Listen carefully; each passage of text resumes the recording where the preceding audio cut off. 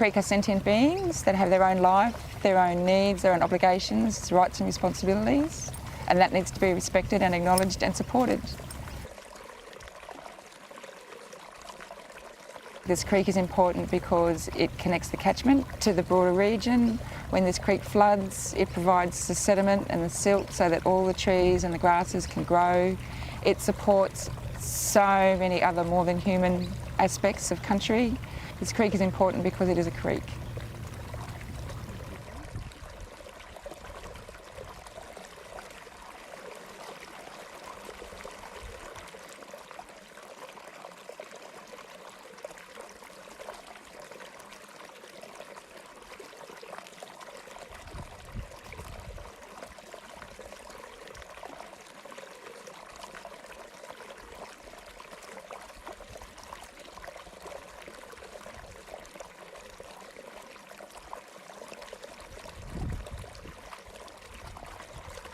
I used to live in O'Connor, which runs along the concrete drains in the inner north, and I used to cycle past it daily. And that's all I ever thought they were. I just thought they were just drains to take off the runoff of water. And then it didn't take me long then to scratch the surface and realise, hang on a minute, these are urban waterways. This is a creek. We decided we would host a walk along the whole of the creek and allow the creek then to tell the story of colonial impact. We had Uncle Wally and Auntie Karen, and they guided us along the creek. There wasn't a lot of talking. It was actually the creek who was doing most of the talking, and it actually shifted my whole experience.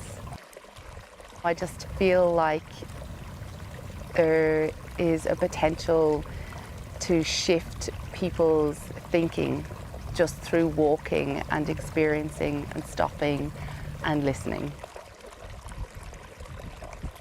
Ngunnawal people have occupied this region for at least 25,000 years.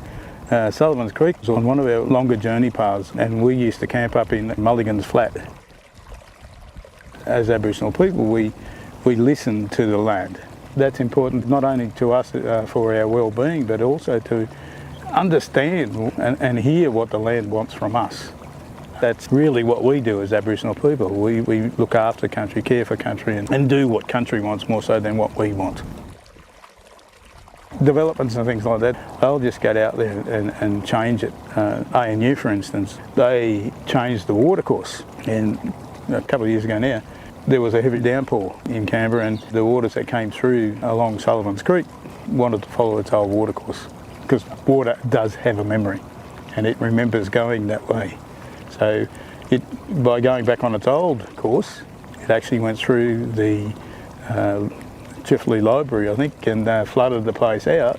So the reason why I get engaged with people is to help them find country, using your words, is because we want people to feel the same feelings that we do about country.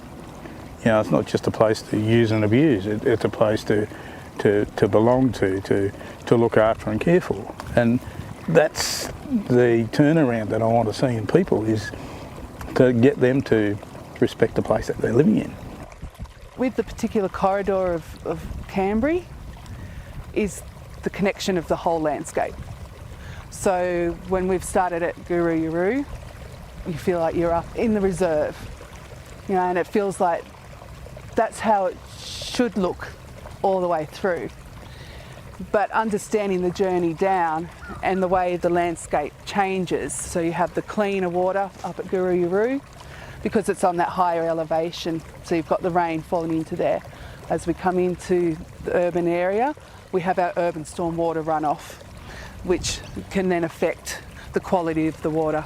How we look after the water here makes a difference as how the water comes out into Lake Bellygriffin. A creek or a watercourse really helps you understand a place, the underlying physical geography of a place, in a different way. I also looked at the old maps, and that enabled me to realise, when I was reading these early European descriptions of, you know, walking down and viewing the limestone plains, as it was called, that those limestone plains were a network of creeks that ran across them, and these creeks were still visible in these old maps, but they're largely invisible now. So by retracing those, I could see that the original creeks appeared to have something to do with what Walter Burley Griffin had planned for the city, in that the creeks seemed to lead to all the same places that we know in the north. When we look at where the location of Ainsley shops, or we look at the location of Dixon shops and the location of Watson shops, that they are actually a lot of the time the endpoints of these original creeks. One of the things about walking along Cambry that I've really learned over the last few months is this idea of fluidity, that country is always changing, that it goes underground, that it comes above ground, that it breaks into different channels and streams, and has a memory, that it kind of travels routes and then shifts off those routes and goes somewhere else. And for me, the way in which Cambry teaches us that country is living, country is always changing, and that even as we walk along it, we're both learning about country but also very much changing country. I guess if the creek could speak in a language that we understood or were willing to listen to, it would tell us the history of this country, the deep history of this country, like even probably the pre-Indigenous history of this country, the formation of this continent.